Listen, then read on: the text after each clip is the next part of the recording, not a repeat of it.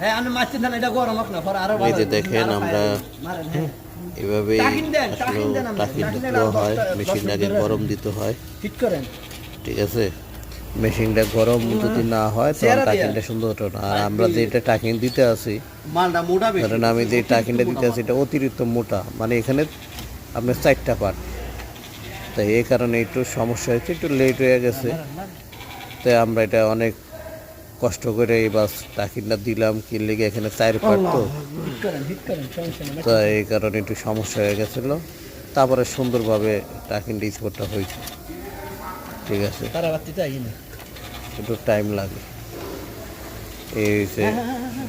আর আপনার single part হইলে সব সময় দেখা যায় ধরলে সাথে সাথে টাকিন হয়ে যায়, মাইকেন থাল, মাইকেন থাল।